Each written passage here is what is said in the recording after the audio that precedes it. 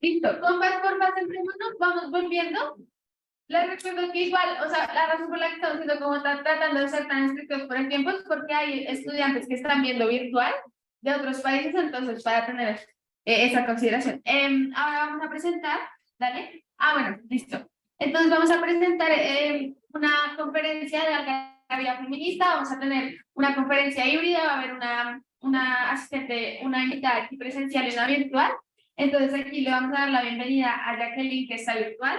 Ya la pongo aquí en la pantalla grande, pero aquí la podemos ver en el aula virtual.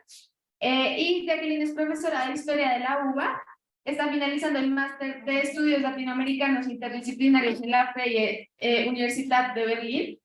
Y pues digamos, entre sus temas de interés principales son perspectivas feministas, claramente, decoloniales e interseccionales. También las transformaciones e imposición en los sentidos de pertenencia a la migración latinoamericana calificada en el norte global, principalmente. Pero pues ya les dejo con ella para que ella se presente. Si quieres, dale, prende el micrófono y aquí yo voy a apagar el mío para que no haya retorno. Hola, hola a todos, gracias por el espacio primero. Dame un segundo, que no te estamos escuchando, dame 5 segundos.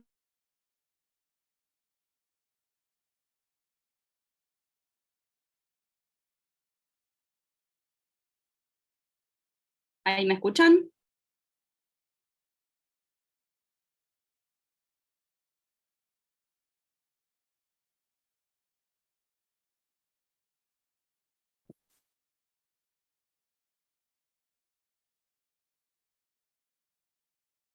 Hola.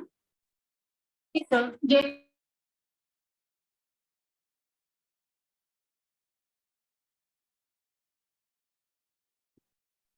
¿Me escuchan? no se oye.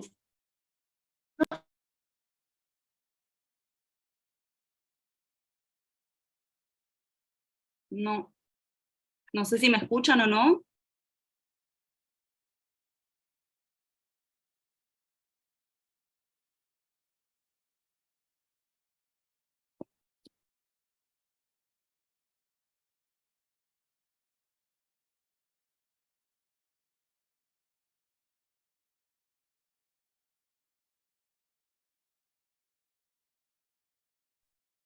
¿Puedes hablar de nuevo para ver? Hola, ¿me escuchan?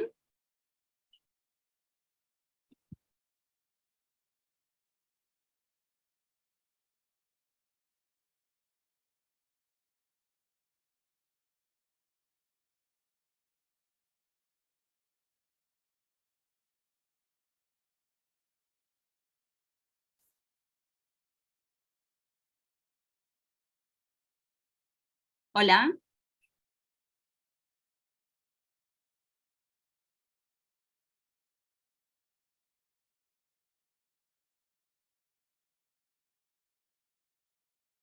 Ok, yo no escucho nada. A ustedes no los escucho, pero bueno. Nada, igual sí llegué a escuchar la presentación, estaba muy bien, junto con Carolina, quien también va a presentar, y otras dos compañeras más que nos armamos Algarabía Feminista ya hace varios años. Las cuatro participamos en el Máster de Estudios Latinoamericanos en Berlín. Y desde ese lugar intentamos generar, sí, redes que también nos conecten, concretamente con Latinoamérica desde acá. Por eso era América Latina en Berlín, también es Algarabía Feminista América Latina en Berlín. Y nada, después lo dicho, soy profesora de historia, graduada en la UBA, y ahora ya, bueno, ya entregué la tesis y ya finalicé el máster. Pero nada, muy contenta de estar acá, les agradezco mucho la invitación, y bueno, le cedo la palabra a Carolina o a Karen. Gracias.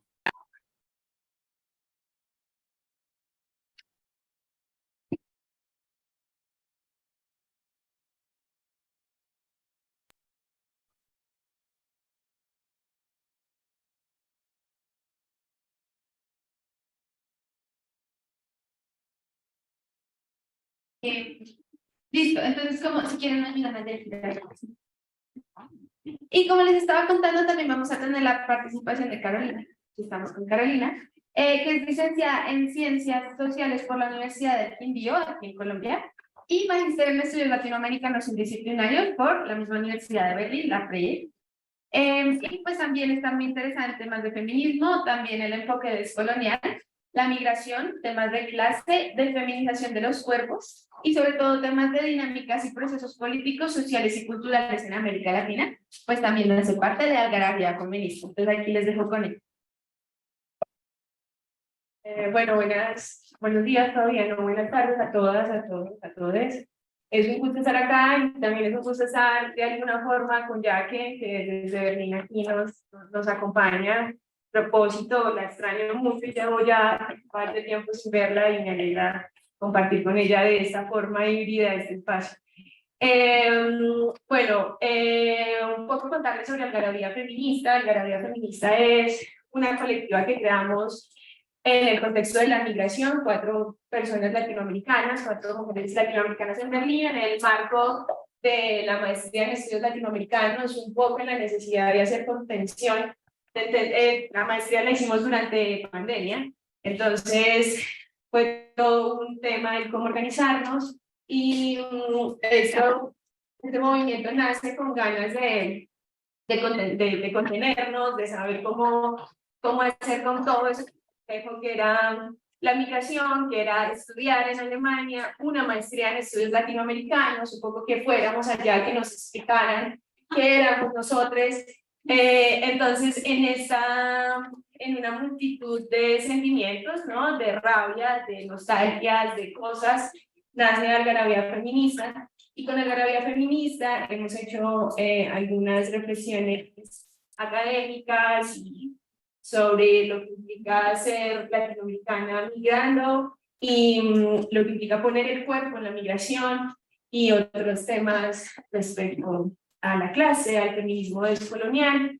Y ahí estamos, eso es un poco sobre la área feminista. Bueno, y lo que vamos a presentar hoy es resistencias feministas en América Latina ante el COVID-19. Paso yo las diapositivas, ¿dónde están para pasar? Están Acá. ¿Si te las voy a pasar O me dices dónde si quieres y yo lo estoy pasando.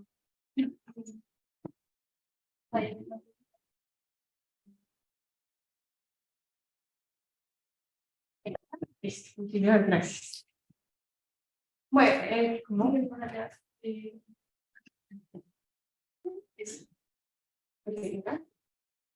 Perfecto.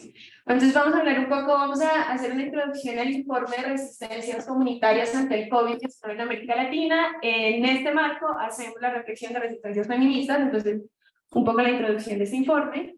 Vamos también a hablar de qué es la resistencia feminista en América Latina y dar un poco de ideas sobre qué ha pasado y qué es esta gran complejidad. Vamos a hablar un poco acerca de las experiencias desde los feminismos en Latinoamérica. Y para terminar, vamos a hablar de feminismo popular, el caso de No Tan Distintes, una organización de base en Buenos Aires, en Argentina, que nos estará contando mejor la compañera Jacqueline. Entonces vamos a hacer la presentación en 2 momentos. Yo voy a hacer la introducción, un poco hablar de qué es esto de las resistencias feministas en América Latina, y después vamos a pasar a analizar el caso de estudio de No Tan Distintes, que va a hacer la compañera Jacqueline.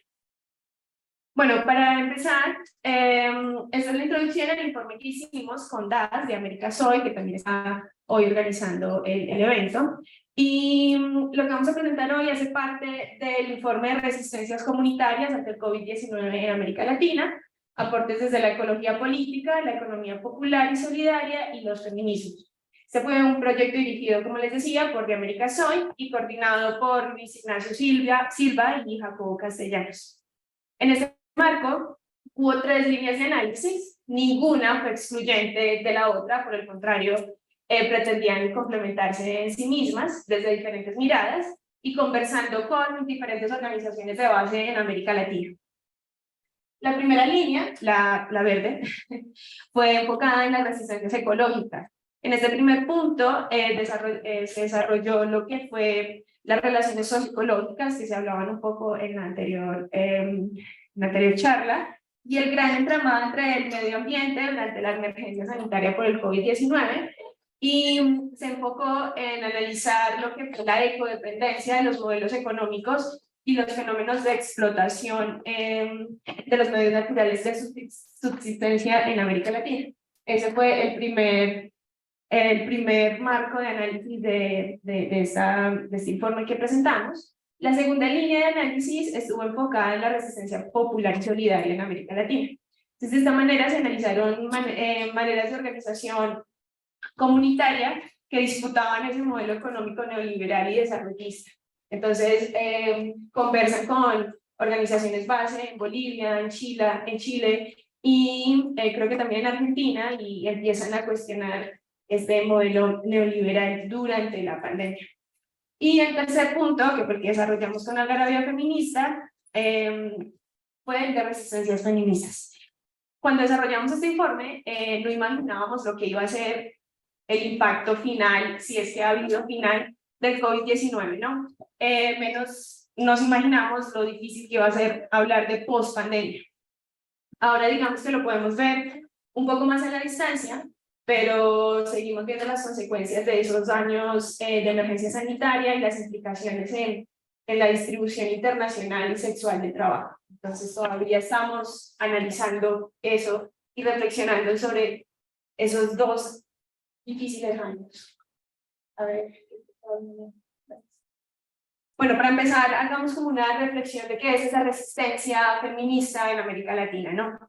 Y para eso, pensemos en qué estaba pasando con la resistencia feminista antes de la emergencia sanitaria por el COVID-19. Si bien desde los feminismos latinoamericanos se viene dando una multiplicidad de luchas que expresan en general una ofensiva antineoliberal desde abajo, desde la base. Si bien una de las banderas entre la diversidad si bien, para empezar antes, no hablamos de feminismo latinoamericano, hay muchas formas de feminismos dentro de Latinoamérica, entonces cuando hablamos de los feminismos latinoamericanos estamos incluyendo esa gran diversidad, desde los feminismos comunitarios indígenas hasta los feminismos dentro del Estado, ¿no? El institucional. Entonces entendemos en esa diversidad y por eso hablamos de los feminismos latinoamericanos. Pero si bien una de las banderas dentro de esta diversidad del movimiento ha sido la perspectiva sobre el trabajo. Es una de las posturas económicas dentro del feminismo que lo que pretende es alumbrar ese sótano de la producción, que es la reproducción de la vida, ¿no? Y lo que buscamos desde la reflexión feminista acerca del trabajo es poner a la reproducción de la vida en primer lugar y repensar desde ahí el vínculo con la producción. Porque, si bien la perspectiva feminista busca reconocer el trabajo tanto el territorial como el doméstico, el reproductivo y el migrante, ampliando desde abajo eso que se entiende por clase trabajadora y diversificándola, ¿no? Entendiendo que esa clase trabajadora no es una cosa homogénea, sino que es diversa.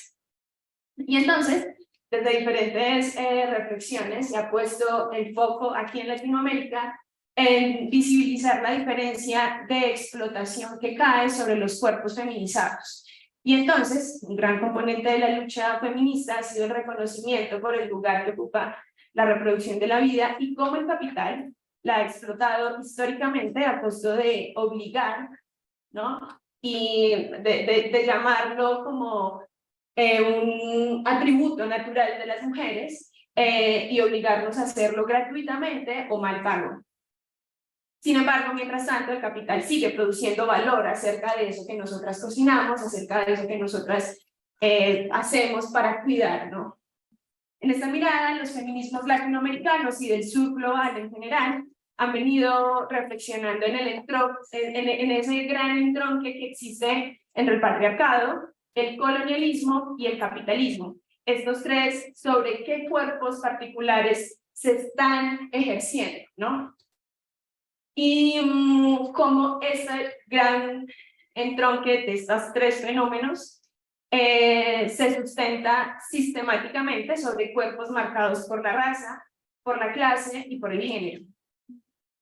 Y entonces, cómo este gran entramado subordina el trabajo reproductivo y feminizado, y además cómo persigue las economías migrantes y cómo pone una norma, una heteronorma familiar, y criminaliza también ciertas prácticas de soberanías sobre los cuerpos, como es el aborto, por ejemplo. Entonces, los feminismos y sus resistencias antes del COVID, veníamos con una gran alza de tomarnos las calles y empezar a manifestarnos y decir, hey, no, estamos en contra de esto, de esto. Sin embargo, en este gran contexto, ¿no? Veníamos con una Argentina con una gran alza en el 2018, que fue una gran oleada latinoamericana y que empezó a hablar de feminismo latinoamericano, más o menos desde el 2018, gracias a los movimientos desde Argentina. Sin embargo, llegó la emergencia sanitaria por el COVID en el 2019, y a partir de febrero-marzo, la región latinoamericana empezó a vivir diferentes medidas que restringían los encuentros. Y entonces, ahí, en ese momento, volvió a ponerse en cuestión un gran tema que veníamos hablando de los feminismos, y es el trabajo esencial, ¿no? ¿Qué sostiene la vida? ¿Desde dónde se sostiene la vida? Y se dejó ver la fragilidad del sistema, sin duda, ¿no? Después se reacomodó, pero en principio dejó ver una gran fragilidad. Una de las cosas que nos dejó el encierro en primer momento fue que la vida no se produce de manera automática, ¿no? Que esto no es una cosa que se está dando, es como la vida la sostienen personas en casas, feminizados, en cuerpos feminizados, en cuerpos marcados por la clase, en cuerpos marcados por la raza, y la gran pregunta de quién está sosteniendo la vida, ¿no?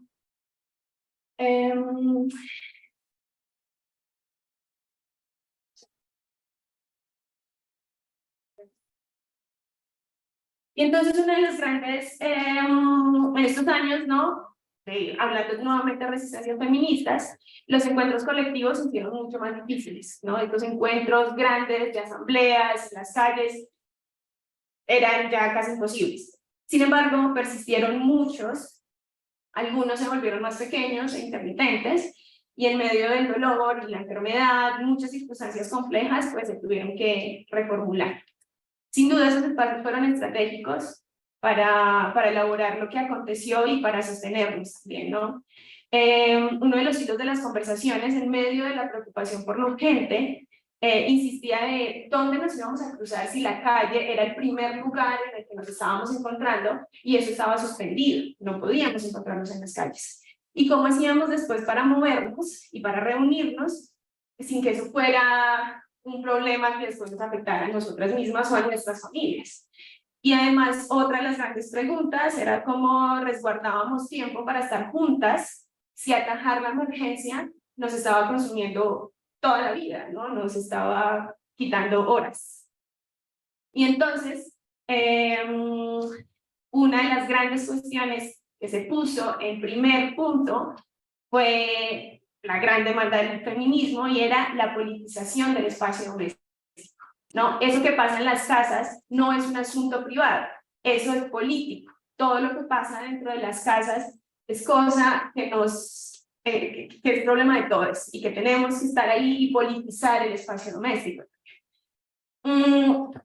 Entonces se suma la agenda militante acerca del trabajo de los cuidados, de la sobrecarga de los cuerpos feminizados con las tareas de reproducción de la vida, la precarización e invisibilización de trabajos hechos por personas migradas y migrantes, cuerpos racializados y empobrecidos, y la violencia machista en el encierro.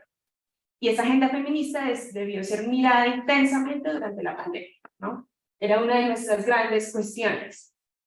Ahora, ¿qué es eso de la casa y de lo doméstico? ¿Qué pasó ahí? ¿Cómo esto gran quédate en casa, no?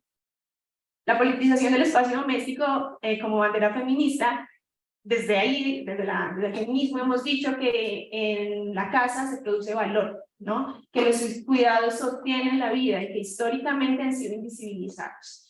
Y que el encierro de 4 paredes, de cuerpos feminizados encerrados en 4 paredes y nombrados como privados, responde a órdenes patriarcales y jerárquicos, ¿no?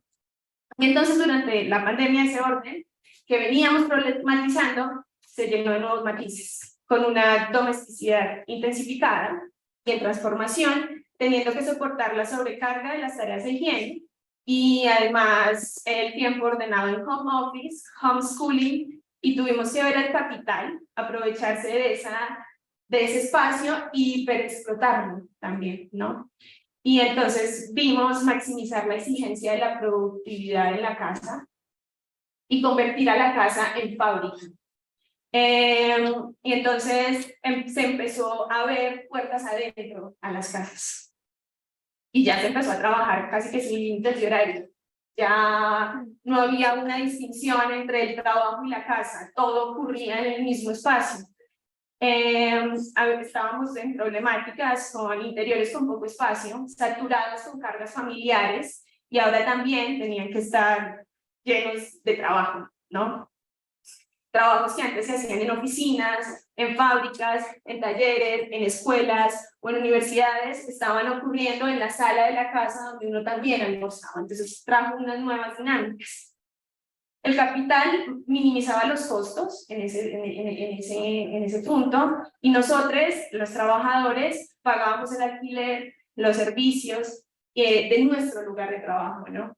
Y mientras tanto, otra de las grandes subidas durante el COVID fue la creciente de las plataformas de delivery.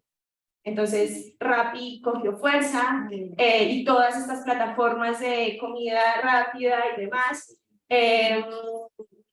crecieron, y también creció la precarización de un tipo de personas que trabajan en estas plataformas, ¿no? Casi todas personas migrantes o migradas. Entonces, fue toda una lógica que nuevamente no se quedó puertas adentro, que era una cuestión política y que el COVID nos estaba nuevamente mostrando.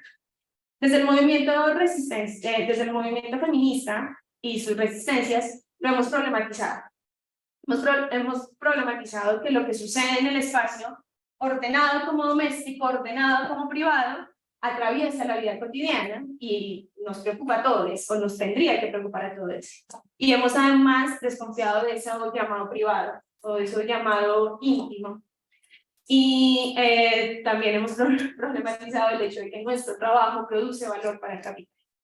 Y bueno, tras el confinamiento y el privilegio de estar seguros quedándote en casa, postulábamos que esa espacialidad, que esa casa, que su funcionamiento y que sus dinámicas estaban sufriendo reconfiguraciones, y que ese encierro nos preocupaba también durante el COVID. ¿Qué iba a pasar después? ¿No? ¿Vamos a volver a la normalidad? ¿Cuestionamos la normalidad? ¿O el capital va a saber quedarse en nuestra cama, en nuestra sala? ¿Qué va a pasar? ¿No? Hoy todavía estamos viendo un poco las consecuencias.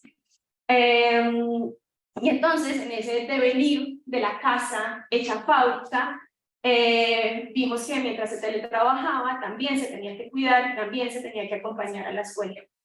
En ese sentido, de los feminismos se pensaba en cómo la espacialidad de la casa cómo esa casa fue señalizada como un lugar privilegiado para estar seguro y para estar a salvo.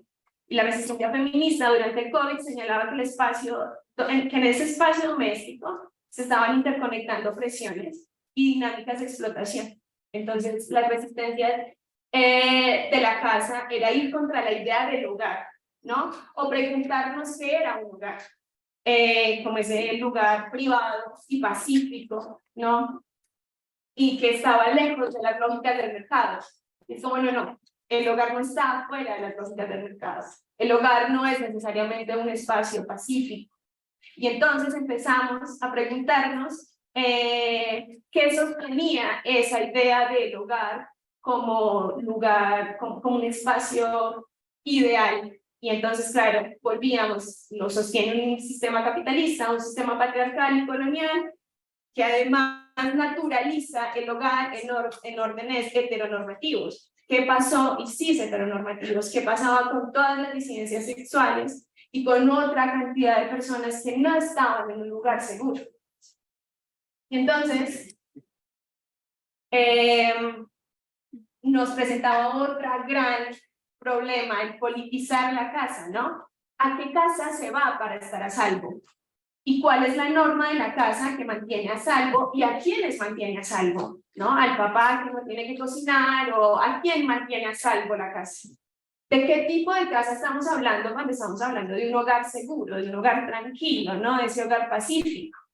Esa casa es la casa un hogar sinónimo de familia nuclear heterosexual, casi siempre, o siempre, ¿no? ¿Y cuándo realmente se está en casa? ¿Cuándo estoy yo en casa? ¿Y qué pasa más allá de las casas? De ese quédate en casa. Y peor aún, ¿qué pasa cuando no hay una casa? ¿No? Esta es una imagen tomada aquí en Bogotá, en la 19 con séptima, con un bus de Transmilenio que dice lávate las manos, ¿no? Mientras tanto, personas habitantes de calle están ahí, es como, ¿qué higiene? ¿A qué casa voy? ¿A qué casa estoy? ¿En qué casa estoy a salvo? Entonces, en ese sentido, desde la resistencia feminista, desde la reflexión que se hace en cuanto a este entronque patriarcal del patriarcado, entronque del patriarcado, del capitalismo y el colonialismo, nos preguntábamos y decíamos que ese espacio doméstico excede a las casas y que lo que pasa en el ordenado como privado es también político. Y entendemos que el hogar no es una casa, sino que puede además estar formado por espacios barriales y comunitarios, ¿no? Que tenemos que abrir las puertas de la casa para pensar qué es realmente un hogar y qué pasa cuando nos superexplotan ante las crisis y quiénes son quienes están siendo superexplotados ante la crisis y qué hacer, ¿no? En tiempos de emergencia y cómo organizarnos la vida más allá del orden heteronormativo.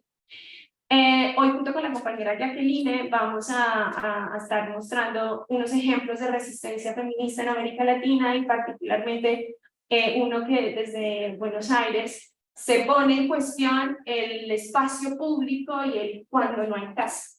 Entonces vamos a mostrar una diversidad de lo que puede ser las resistencias feministas en América Latina. Vamos a hacer énfasis en este caso en Buenos Aires. Desde el feminismo latinoamericano sí que ponemos en lo privado en cuestión y pensamos unas otras formas de hacer redes comunitarias de resistencia. Y también insistimos que donde haya opresión habrá resistencia y que vamos a estar poniendo en cuestión todos los órdenes cis heteronormativos, todos los órdenes patriarcales y capitalistas y coloniales. Entonces, le doy la palabra a la compañera Jacqueline y ahí estaremos también conversando.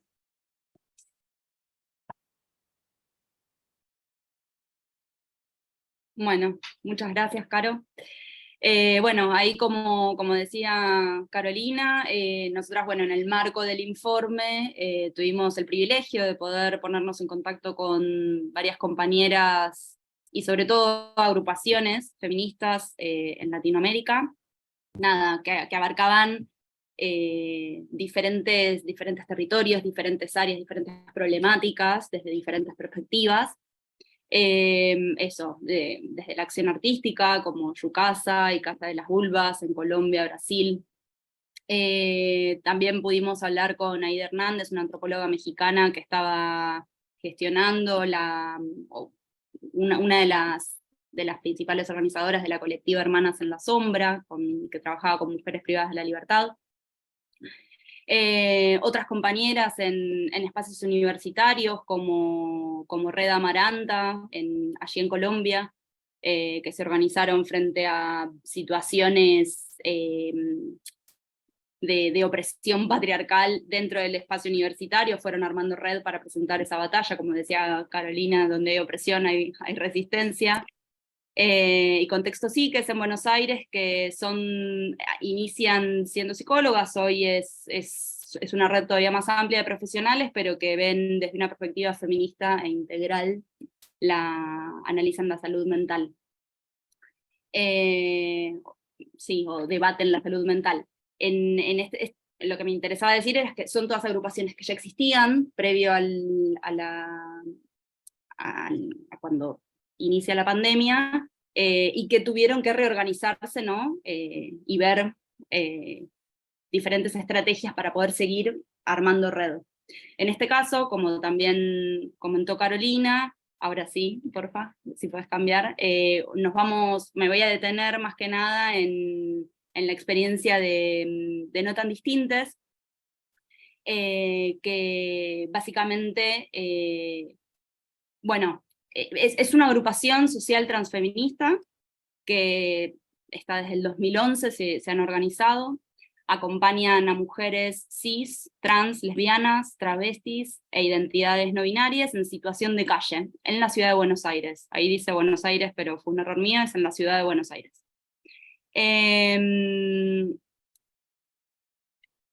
Iniciaron en el 2011, entonces en la entrevista que pudimos hacerles, nos cuentan un poco del recorrido. Primero iniciaron trabajando con personas en situación de calle, también con masculinidades. Después Florencia, que es con quien pudimos hacer la entrevista, nos fue comentando cómo el armado no violento a lo largo del tiempo se fue armando con mujeres. De hecho, sí, bueno, con mujeres y con identidades no binarias, con travestis, con mujeres cis y trans.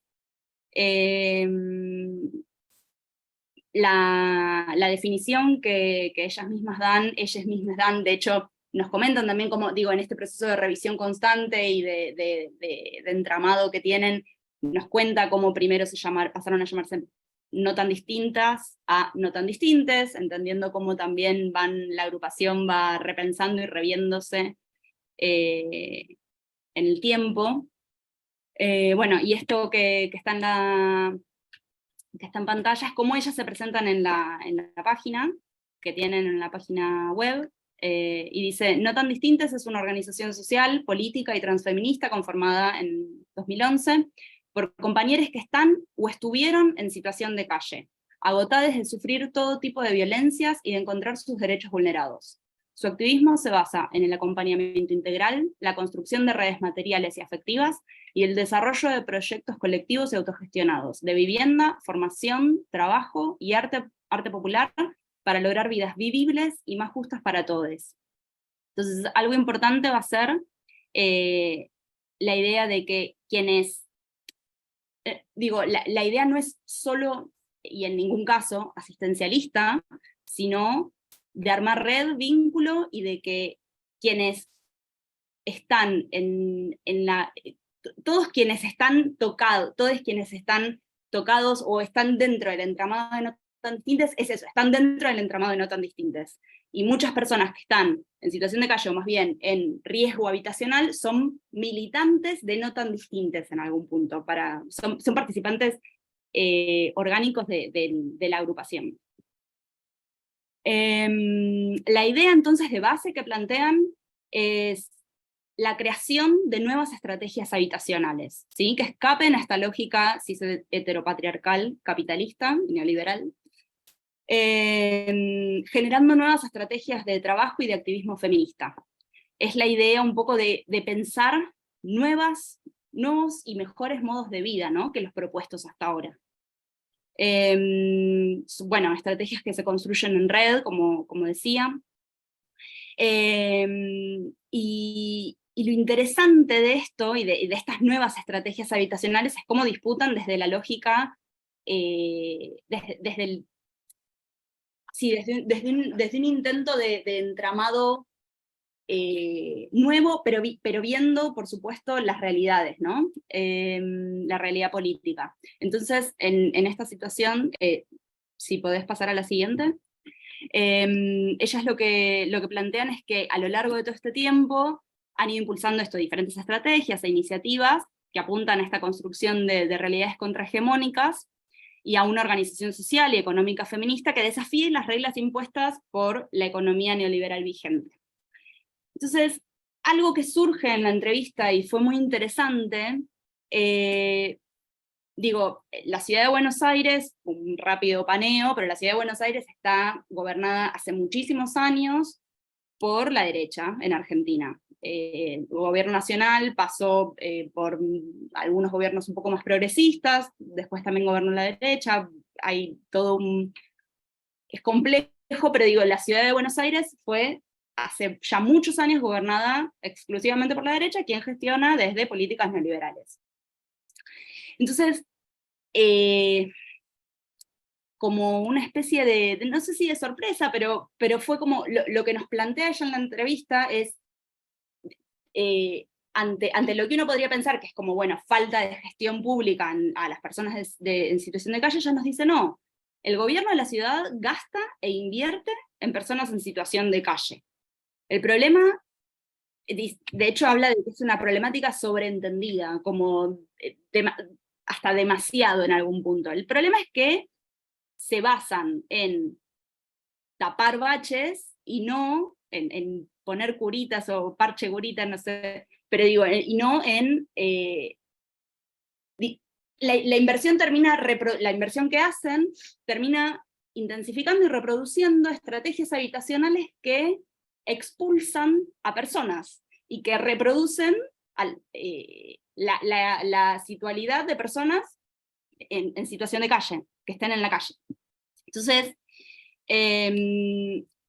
desde ese lugar es que lo importante es ver cómo se gestiona y cómo se crean nuevas estrategias habitacionales. Ellas lo que plantean entonces es que se posicionan en la idea de una especie de acción triple. El asistencialismo, la restitución de derechos y el autonomismo desde el feminismo popular. Entonces, asistencialismo, igual, restitución de derechos y autonomismo desde el feminismo popular. Lo plantean como medidas superpuestas, y como que dentro de esa superposición intentan generar una estrategia de lucha. Entonces, ella en la entrevista, esta cita que está ahí sale de la entrevista que le hicimos a Florencia Montepáez, y nos dice, nos gusta estar en la I, en la letra I. Dice, no hay una respuesta única o un buen modo de hacer esto. Hay que ir armando con la compañera. Es el asistencialismo, ante la necesidad básica, ¿no? Urgente, es el asistencialismo y los derechos. Y otras posibilidades por fuera de los campos de los derechos. La idea del cumplimiento de los derechos para integrarnos a la sociedad que nos expulsa constantemente es adecuacionista, capitalista y capturante. Nos interesa conquistar derechos para construir otros mundos. Habla entonces de luchar por derechos que deberían estar garantizados, pero también imaginar nuevos modos de construir situaciones habitacionales dignas. Y desde ese entramado intermedio es que imaginan estos nuevos mundos posibles, y sobre todo vidas vivibles, y espacios habitables, ¿no? Y como que no solo sea una conquista de derecho y de intentar entrar en una estructura, sino de sí, conquistemos esos derechos, pero también armemos otros, y armemos otras cosas, porque esto que está dado nos está expulsando. La siguiente, por favor. A ver, es una organización que, como dije, bueno, inició ya, están organizadas hace muchos años, tienen una organización, tienen una red y unos vínculos muy interesantes hacia adentro, pero también hacia afuera, con otras agrupaciones que trabajan con personas, y son con otras agrupaciones que hacen personas que están en situación de calle, o en riesgo habitacional. Esto es una especie de resumen de todo lo que ellas proponen y de las cosas de las que forman parte. Frida es un centro de integración que inició en el 2015, es una institución que en la actualidad aloja a mujeres cis y trans, travestis y lesbianas, en situación de calle, con o sin hijes a cargo, funciona 24 horas, todos los días del año, y tiene una potencialidad muy grande que es la autogestión, ¿no? Los mismos habitantes y egresades son quienes participan en la toma de decisiones sobre el funcionamiento de este centro de integración. Después está Casa Leonor, que Casa Leonor para mí es de las experiencias también más interesantes que proponen. Es una es una casa particular, en principio inicia de ese modo, es una casa particular de una propietaria que accede a alquilar su vivienda a personas que están en situación de riesgo de calle. Esta mujer, quien la madre de esta señora, de esta propietaria, se llamaba Leonor, y por eso el nombre, no pidió la documentación ni el dinero de entrada que regularmente es exigido para ingresar en un departamento. Nada, es un trato que se basa más bien en un experimento que se basa en la confianza, ¿no? En la confianza mutua y en la voluntad cooperativa de ayudarnos entre todos. A partir de esa experiencia, de hecho, es que, bueno, ponen en práctica diferentes estrategias habitacionales contrahegemónicas, poniendo en contacto diferentes compañeros para que en conjunto puedan acceder a viviendas dignas, como esta, digo, y en zonas habitables, y sobre todo esto, ¿no? Vivienda digna y con derecho a elegir, de alguna manera, reivindicar el derecho a poder elegir dónde vivir, cómo vivir. Entonces, bueno, a partir de esta experiencia es que se empiezan a gestionar otras casas, como Casa Leonor, y desde no tan distintas lo que gestionan es muchas veces ayudan a organizar algún tipo de documentación necesaria, bueno, están en red con quién está en riesgo de estar en situación de calle, quién está, digo, o quién ya está en situación. Incluso nos comentaba Florencia que muchas veces hacen pequeños préstamos de dinero, que se pauta después como las devoluciones y tal, pero es como, bueno, si no se llega una vez al alquiler de un mes, bueno, desde la organización se junta colectivamente el dinero, desde diferentes maneras que también tienen para financiarse. Recordemos que uno de los pilares era el autonomismo, el feminismo popular. Ellos no pertenecen y no reciben ningún dinero por parte de una organización o de un partido político. Entonces, bueno, esta es una experiencia para mí de las más interesantes.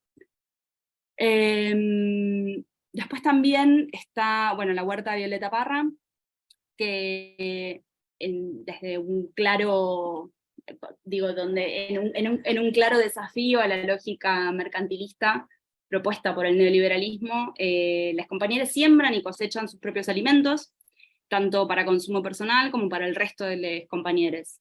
Y esto lo hacen dentro de un esquema y de un marco ecofeminista, bajo la perspectiva teórica del buen vivir, digo, entendiendo que las personas en situación de calle o en riesgo habitacional merecen comer alimentos de verdad. Todas las personas merecemos comer alimentos de verdad, alimentos reales y que respondan a determinadas, por ejemplo, necesidades nutricionales, y en concordancia, ¿no?, con el espacio, digo desde ese esquema, ¿no?, como del ecofeminismo, y como en una vinculación también pensando, digamos, el vínculo con la naturaleza, siendo parte de nosotros de la naturaleza. También tienen, por ejemplo, talleres de formación. Bueno, hay talleres de historia, de política, de escritura, de literatura, hacen agendas, talleres de encuadernación, con eso también se financian. Brindan servicios, los compañeros, de peluquería, de pedicuría, nada, diferentes cosas que pueden ir armando. También está la parte de asistencialismo, reparten bolsones de comida, objetos de primera necesidad cuando es necesario salir a la calle. Y después también una de las tantas cosas que hacen con otras agrupaciones fue la participación en el segundo censo popular de personas en situación de calle. Esto lo hicieron en el 2019. nada, la idea de la necesidad de tener datos concretos para poder establecer políticas públicas, ¿no? Para ayudar a políticas públicas reales que sirvan para romper las lógicas que expulsan y segregan a personas. Desde ese lugar también, por ejemplo, ahora disputan el gobierno de la ciudad hizo ahora un censo a personas en situación de calle en el 2022, pero bueno, ellas se plantearon muy en contra de lo sucedido, pues la metodología que emplearon no fue la mejor, entonces hubo un subregistro de datos violento, porque finalmente termina siendo eso, ¿no? Nada, pero bueno, la siguiente diapo, por favor.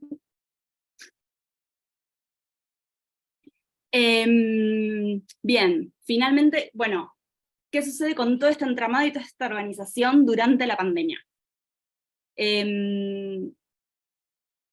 A ver, en los inicios, la pandemia, la idea de poner el cuerpo en primera persona se vio claramente desafiada, pero lo que plantean es que después de este primer cimbronazo, y con las medidas de seguridad correspondientes y demás, fueron encontrando las maneras de continuar con una práctica activista creativa, de alguna manera. Principalmente lo que ellas más planteaban era esta idea de, digo, este corte tampoco se da, pero supieron como el entramado que tenían y cómo la organización está armada en red y quienes, no hay alguien que solo está esperando en principio ayuda de no tan distintas, sino que todos están en esa organización activamente. Nada, eso, lo que plantean es que tener esta postura tan activa a nivel vincular hizo que sobrellevar mejor los desafíos planteados por la pandemia, e incluso hablan de cómo plantean la pandemia como una especie de de cómo puso a prueba sus estrategias y cómo sus estrategias de vinculación y resistencia, que ya venían practicando hace varios años, y cómo pudieron seguir sosteniéndolas gracias a este entramado tan de base. Bueno, acá tengo un par de citas en la entrevista que salieron, que me parecieron interesantes remarcar. Florencia habla de que aprender a hacer acompañamientos virtuales, llamar por teléfono, organizarnos para llevar mercadería a quienes estaban privadas de la libertad, a las que están internadas, circular la plata para bancar los alquileres, etc. Puso a prueba todas las estrategias que estaban ya en práctica dentro de la organización. Creemos que es porque ya estábamos unidas, organizadas hacía 10 años. Esa vida común en trinchera, esta necesidad de componer vida en común, te prepara para estas situaciones, que es un poco lo que quería decir antes. Y después dice, la clave está en cómo armamos la organización, comunicación, contacto y activismo. Los propios compañeros son integrantes de la organización. Muchas de las compañeras que estaban en situación de calle hoy son militantes. Entonces, esta idea de base y esta idea de base y de cómo pensar la vinculación y la acción política y el activismo, y la academia también en algún punto, porque digo, Florencia Montes Páez es cientista política, tiene un recorrido académico importante también, que ha puesto en valor a través de su activismo y su militancia.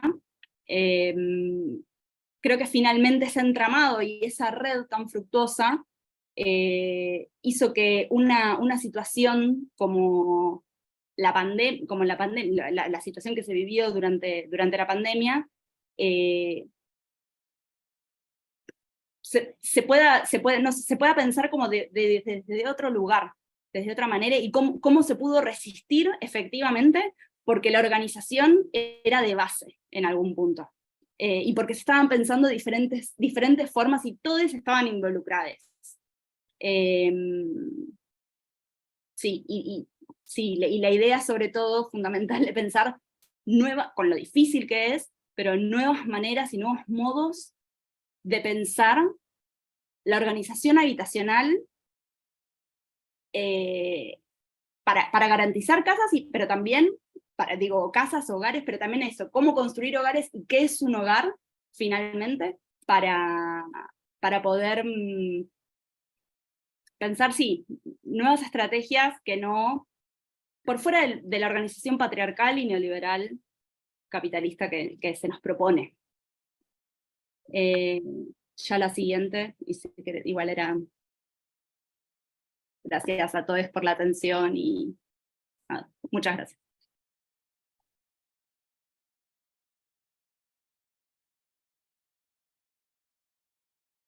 Gracias, Jackie. No sé si me escuchas porque por mucho rato no. Vamos, si hay preguntas, comentarios, aquí estamos, la compañera Jackie y yo para... Sí, 1, 2 y 3, ¿te parece? Sí. Y 4. Entonces 1, 2, 3, 4. Tratamos con micro para que pase. Pero está 2 y 3 y 4.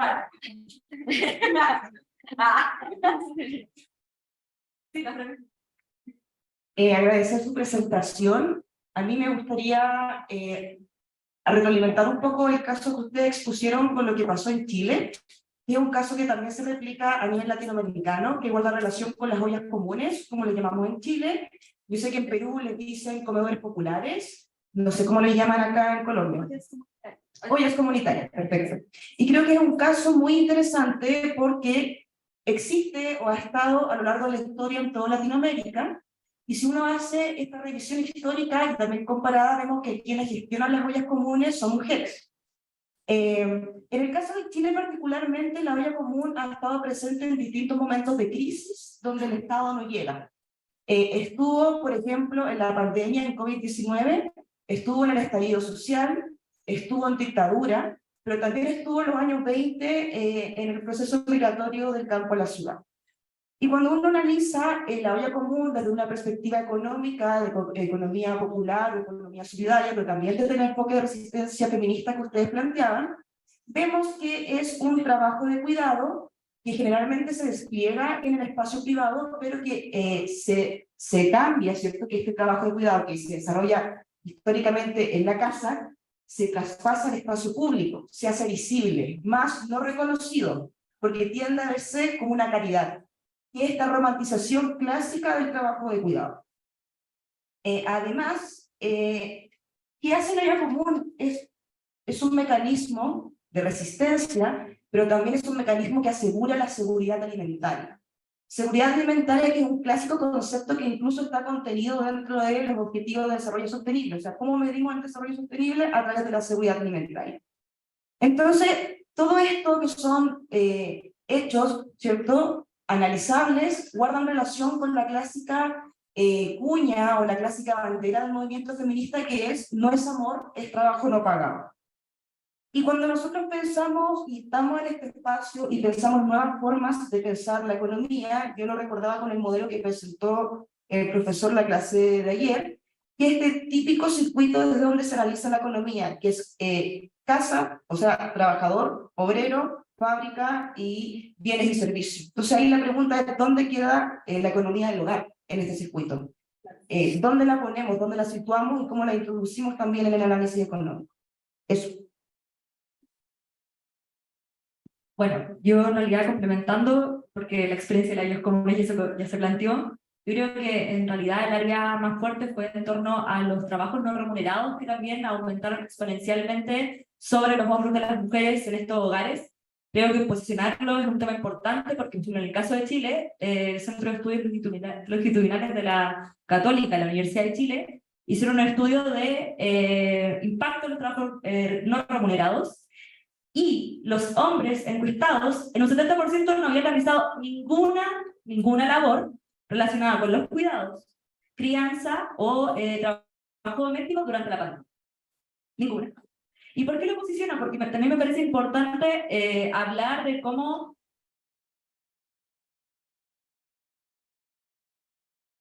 al frente, poniendo la cuerpa, como también se ha mencionado, también creo que es importante como politizar en qué sentido también los hombres y desde las masculinidades también empiezan a politizar otros elementos.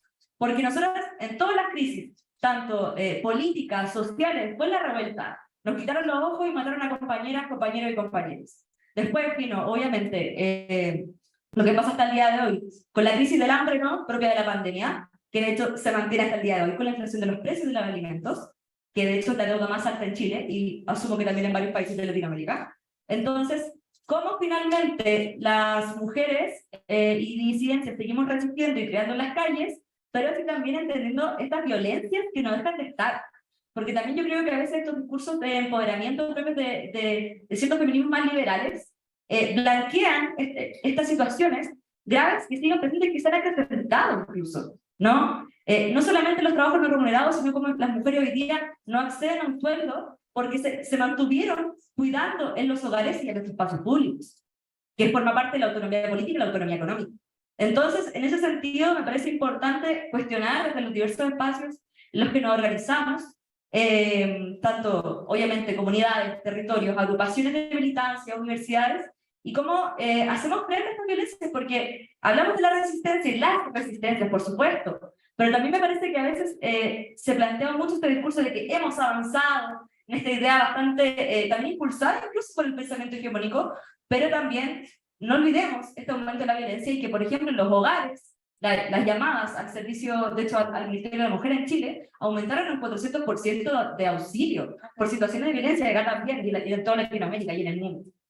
Entonces, claramente estos hogares heterosis patriarcales no son hogares seguros para nosotras, pero entonces, ¿dónde construimos ese hogar? En estas redes de contención, en las ollas comunes, en los espacios de organización. Ojo ahí también, porque también hay varias situaciones, ¿no? Lo sabemos. Pero me refiero a cómo vamos reconfigurando esta noción de espacios seguros donde estas condiciones materiales y inmateriales, que yo agradezco mucho que las pusieran, porque la experiencia igual de las y les compas argentinas es muy maravillosa, porque efectivamente se valora el elemento de condiciones materiales e inmateriales, entendiendo donde los afectos incluso son fundamentales, donde las mujeres históricamente no hemos hecho cargo. Entonces, ¿quién contuvo a las personas que estaban en crisis, no solo por el COVID, ¿no?, sino que por la situación de hacinamiento, ¿no?, y de confinamiento, fueron las mujeres, que fueron psicólogas, enfermeras, profesoras, todo. Entonces, hablar de esto es hablar de estos retrocesos que hemos tenido en derechos, y que además tenemos que defender en el marco del avance de este neofascismo. Entonces, como que también quería situarlo desde esta realidad, que si bien parte, y lo sitúo desde Chile, donde yo soy obviamente parte, pero creo que siempre mirando en pos del contexto macropolítico que estamos enfrentando en diferentes lugares y que está incluso mintiéndonos y diciendo que hemos avanzado. Yo creo que si hemos avanzado es por nosotras, pero aún estos estados siguen reproduciendo esta violencia sistemática, patriarcal, colonialista y capitalista. Eso. ¿Te lo va?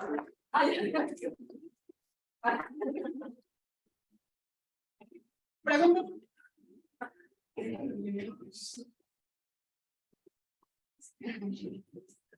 Buenas, hola a todos, todas y todos. Bueno, yo pues recalcarles gracias, este espacio me pareció muy nutritivo y hermoso, y de parte de ustedes y de allá, nuestra compañera. Pues yo quiero hablar un poco de cómo la lucha, cómo a pesar de que llevamos años en lucha y a pesar de lo avanzado que estamos, como hemos avanzado, aún así nos falta mucho, ¿no? Nos falta mucho reconocimiento a nosotros y nosotras, perdón, en tanto, digamos, a nivel económico, porque se nos cagan encima siempre. O sea, las mujeres somos las peores pagas, somos las más discriminadas por el hecho de simplemente ser mujeres y no tener fuerza bruta como lo tienen supuestamente solamente los hombres. Perdón, compañeros, perdón, supuestamente, sí, supuestamente.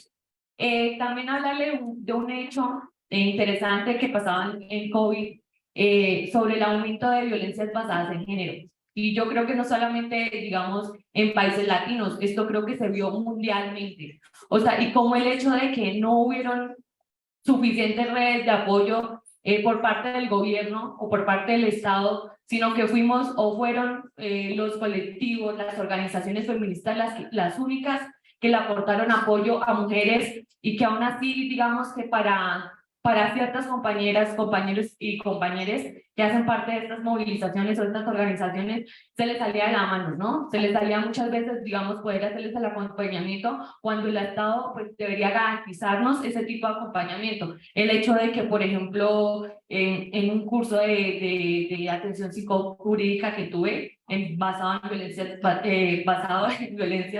basadas en género, perdón la redundancia, escuchaba mucho de cómo llegaban casos donde a la fiscalía, donde la fiscalía le decía, no podemos hacer nada. Y pues la chica o la persona o persona tenía que volverse a su casa con su violentador porque no tenía de otra, o sea, porque no tenía dónde más acudir porque estábamos en pandemia. Entonces, digamos, el simple hecho de que nosotras o nosotros no podemos estar en un lugar seguro, no podamos volver a nuestras casas sin sentir la seguridad de que vamos a salir vivas de ahí en pandemia, porque pues los casos aumentaron mucho más en pandemia y mucho acá en Colombia. Entonces yo escuchaba unas cifras que uno decía como, ¿es en serio? O sea, ¿en serio estamos viviendo esto y que la gente sea tan apática? O sea, que no escuché casos de violencia de género y yo veo comentarios como diciendo, es que se lo merecía. Es que ella tiene que lavar igual, o es que tiene que atender al hombre, pues que el hombre es el que trabaja, el hombre es el que trae plata a la casa. Es incoherente, ¿sí? El hecho de que nosotras seamos vistas como algo doméstico, como paparir y ya, me parece ilógico, cuando pues nosotras tenemos capacidades y pues digamos el trabajo en el hogar no es un trabajo para desmeritar, es el trabajo más importante porque de ahí crecemos, ahí nos educan y de ahí nace toda la economía. Entonces, digamos, como el simple hecho de que desconozcamos ese tipo de situaciones, porque sé que desconocemos de que pandemia, las cifras subieron, las cifras de violencias basadas en género subieron aún más de las que venían antes de pandemia y post pandemia.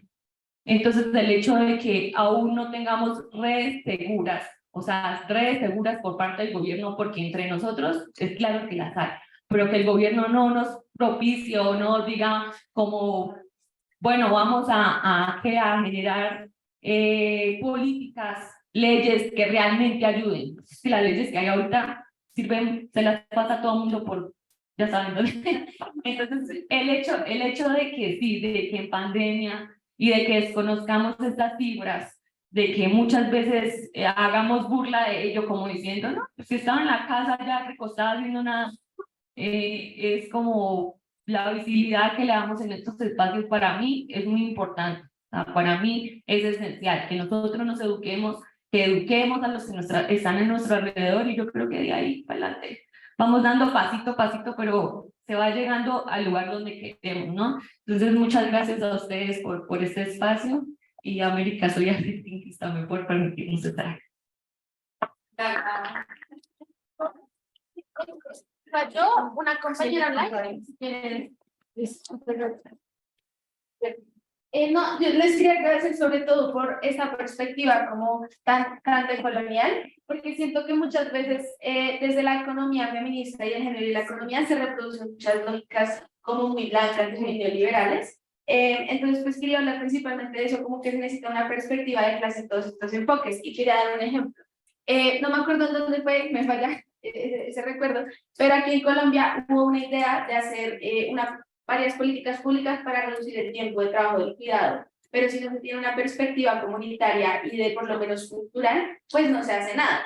¿Qué fue lo que sucedió? Resulta que en algún pueblo de aquí de Colombia había muchas mujeres que se reunían en el río a lavar ropa y lo que hicieron desde el gobierno fue darles lavadoras. Pero entonces, ¿qué pasó? Literalmente se desarticularon un montón de mujeres que se unían y se encontraban y tenían un punto de encuentro y de compartir ahí lavando ropa en el río y simplemente las encerraron después en sus casas. Entonces, ¿cómo podemos dar desde una perspectiva cultural y más como de entender a las comunidades del trabajo comunitario para hacer este tipo de políticas públicas? Digamos, también ha sucedido, no sé, vamos a reducir el trabajo del cuidado de las mujeres cabeza de familia en Colombia.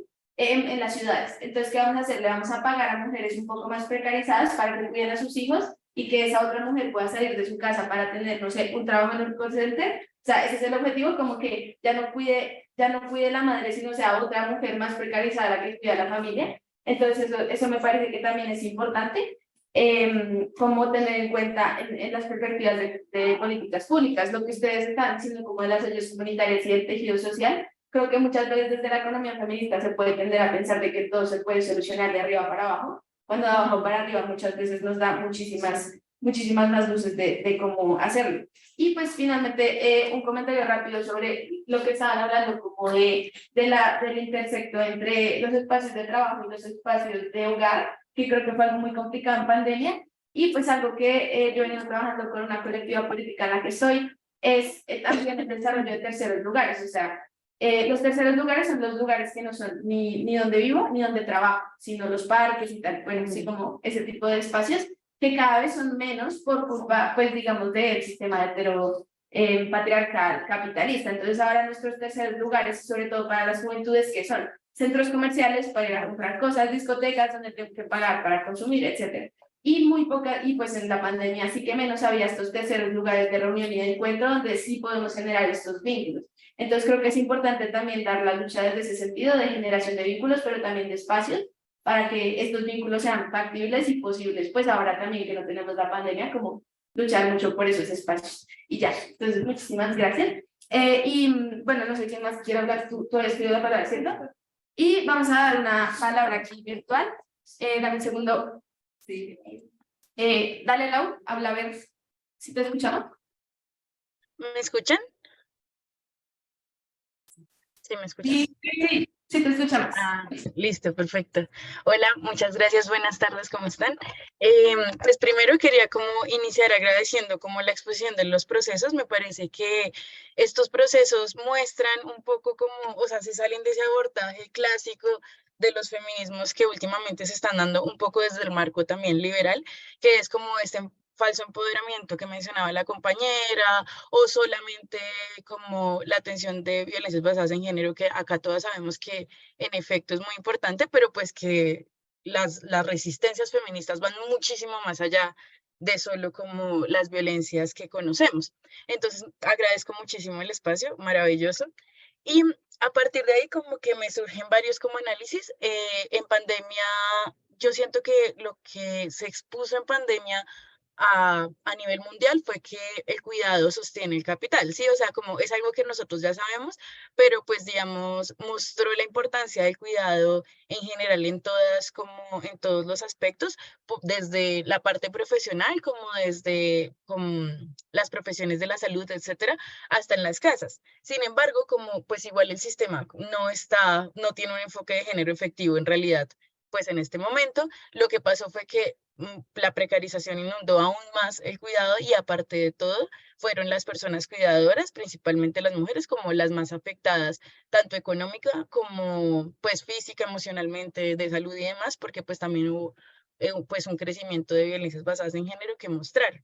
Entonces, a mí me parece que este tipo de procesos que muestran las ollas comunitarias y demás nos sacan un poco de este concepto del autocuidado, que igual el autocuidado es importante, quiero decirlo. Hay gente que dice que el autocuidado es liberal, no sé, no comparto, pero sí me parece importante que no podemos como relegar el cuidado al autocuidado o al cuidado de la familia o al cuidado de la casa, porque eso replica esas ideas liberales de pues como cada quien como puede, ¿sí? Y me parece que este tipo de proyectos lo que muestran es que en efecto la perspectiva feminista pues desde los distintos feminismos en América Latina lo que tiene que como apuntar es a socializar el cuidado, ¿no? Como a reestructurarlo y a cuidarnos como sociedad, ¿sí? Como no solo cuido a las personas en mi casa y no solo me cuidan a mí en mi casa, sino que yo salgo y cuido a mi vecina, a mi compañera de trabajo y también pues a las personas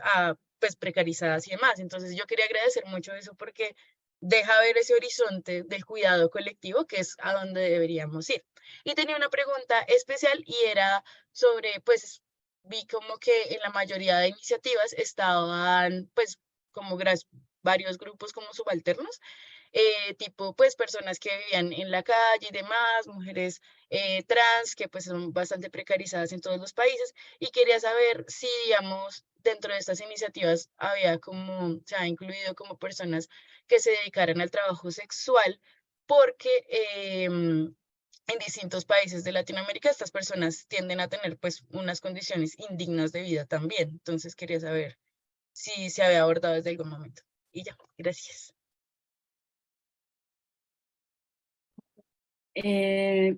Si te parece, Caro, respondo.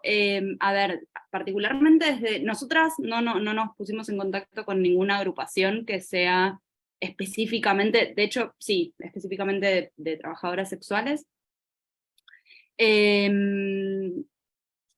Desde No Tan Distintas, en ningún momento se planteó ningún tipo de trabajo, como la idea es la propuesta habitacional. Se entiende que muchas veces los sectores más precarizados y cuerpos feminizados son generalmente quienes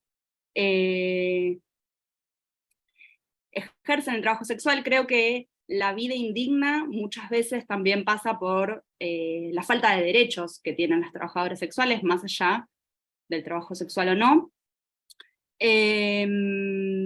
Pero respondiendo particularmente a la pregunta, la verdad es que en ningún caso surge eso, ningún tipo de trabajo, ya sea sexual ni otro. El foco no era ese, sino la precariedad habitacional en la que se encuentran, sí, las personas, en verdad las mujeres cis, trans,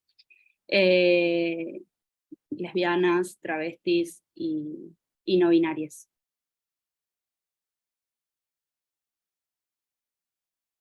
Listo, tenemos un último comentario por aquí. A partir de la pregunta, ¿no? Si tenemos una posición congruente con la heterodoxia, ¿es posible pasar de largo sin abordar la economía feminista? Es una pregunta para todos nosotros. Yo creería que no. Es decir, hay que reconocer la importancia de asumir, no solo en el estudio, sino en qué implica para nosotros el asumir unas posiciones pues, que van en línea con la heterodoxia. Esto también como para que recomendar y resaltar que en nuestros espacios, y esto me encantó que tú lo dijiste, pero recordando y tratando de resaltar mucho que en las universidades se generen protocolos alrededor de el abordaje y la prevención de las violencias basadas en género, porque eso hace parte de la construcción de los espacios libres de uso, en primera vía. En segundo, de la construcción de comités de género en las universidades, pues en nuestra universidad particularmente, Karen es una de esas referentes que está ocupando un lugar en el comité de género y que, por ejemplo, el 9 de marzo, pues nosotros en el Consejo Estudiantil de la Escuela de Economía siempre tratamos de organizar un seminario que pues tal de este año fue el seminario Rosa de Luxemburgo. Es decir, esta es la pregunta también por el papel de la mujer en la economía. ¿Eso qué nos implica? La paridad de género en espacios académicos. Es una cosa que hay que buscar y hay que garantizar. Es un trabajo un poco de largo aliento, pero es una cosa que hemos discutido pues, en estos días con mis compañeras, pues, que es algo pues, muy lindo poder reconocer que en la UPTC, la delegación fundamentalmente hay mujeres y hay hombres, pero todavía entendemos que los retos son grandes, pero que estamos tratando de reconocernos en las referentes chicas. Y eso, ya para cerrar, es si tenemos espacios de incidencia, eso nos implica un reto a nosotros compañeros y es saber dar un paso al costado y ejercitar, insisto, nuevamente el pabellón acústico para aprender a escuchar cuando las mujeres han tenido todo un desarrollo histórico en el que ahora nos corresponde a escucharlas a ellas y posicionar, cierro, representaciones políticas de chicas. Yo creo, y esto es también una pregunta para cada uno de nosotros, vos podés hablar de salud mental pasando de largo por el tema de género y diversidades sexuales.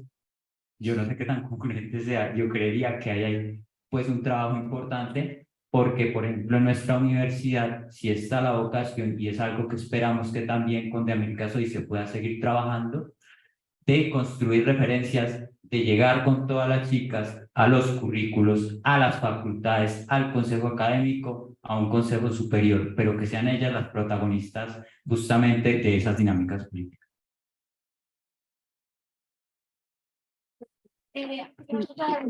Me gustaría agregar igual a lo que dice el compañero y retomando igual todos los otros comentarios, que si bien es importante, por supuesto, la paridad de género, y de hecho es un ideal, hoy lamentablemente solo está en eso, y digo, y se sigue luchando, y cuanto más nos acercamos es gracias a esa lucha.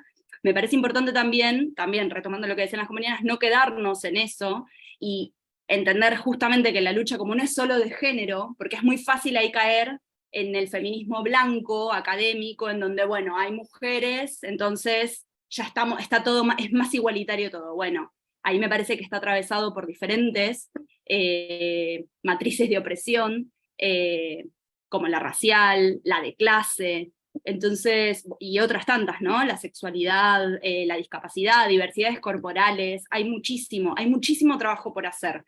En muchos ámbitos, pero bueno, en este caso tal vez nos compete el académico, y me parece que lo importante es tener eso en mente, que no es solo género, entonces no basta con que haya más mujeres, hay que redefinir qué es mujer y luchar porque la representación de verdad sea más integral, como seguir en esa lucha. Nada, era como algo para agregar, que me parece interesante, igual para pensar. Sí, justo, muchas gracias, ya que justo yo también estaba, cuando hablabas, me preguntabas qué es ser mujer, ¿no? No somos una cosa homogénea, ¿no? Es mucho más diversa, porque hay mujeres que venimos de pobres, que tenemos otra experiencia y que no nos representan, mujeres en sí mismas, de derecha, que han sido ricas o que tienen capital generacional. No es solo ser mujer, sino que es esta cuestión que se ha hablado también, interseccional, ¿no? Tenemos representación de mujeres que vienen de pobres, mujeres que han sido racializadas, mujeres de diversidad sexual, entonces no es solo ser mujer, ¿no? Porque no, es mucho más complejo que eso, ya justo la compañera, ya que me lo dijo. Respecto a la anterior pregunta, también nosotros en este informe hicimos unas recomendaciones, ¿no?, sobre política pública, y una de las cosas es, en cuanto a la pregunta del trabajo sexual, es muy complicado porque los estados de base son abolicionistas.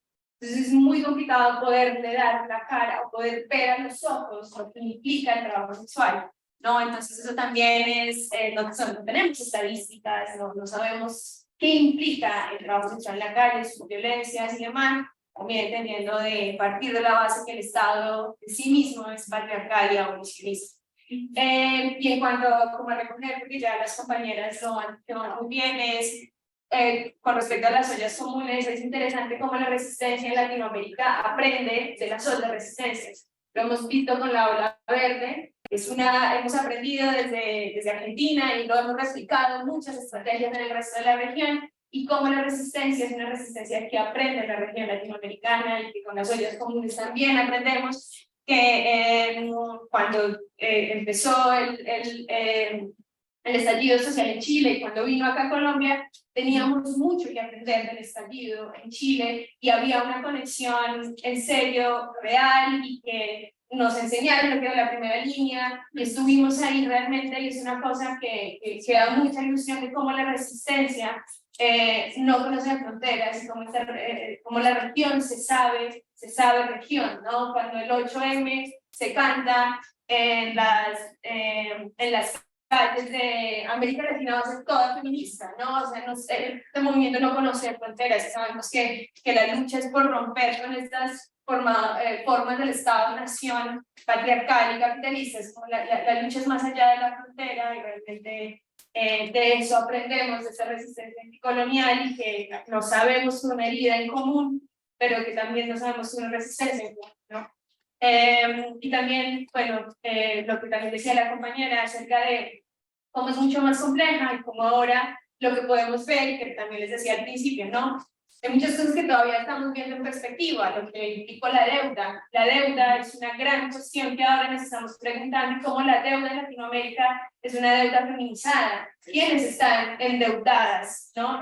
Y ahora la lucha es: nos queremos libres, nos queremos vivas, pero también nos queremos desendeudadas, ¿no? ¿Quiénes están endeudándose y para qué? Son las mujeres para sostener la vida. Hace unos años no nos teníamos que endeudar para comprar el mercado y pagar la luz. en este momento hay mujeres que están siendo endeudadas para poder sostener la vida. Entonces, es una problemática que nos toca seguir viendo desde la economía, y también me alegra que en esa área haya mujeres que estén preguntándose por cosas mucho más complejas que pasan, no solo mujeres, sino en general mujeres y disidencias que estemos ahí cuestionando estas formas normativas de la vida, ¿no? Entonces, bueno, muchas gracias a todas, gracias también a Jackie, que allá ya está más tarde, y nada, nos alegra estos espacios y también me alegra que se estén pidiendo espacios de pensar otras formas de economía y de cuestionarnos nuestras contradicciones.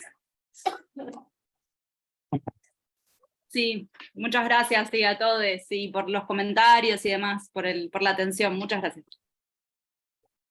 Muchísimas gracias, Carolina, de verdad. Muchas gracias por la participación. Y pues bueno, ahorita seguiríamos ya para el almuerzo, la misma presentación de ayer, por favor, darle prioridad a nuestros compas que vienen de otras partes del continente. Y ya pues nos volveremos a ver esta tarde en una charla sobre industrialización, ¿vale?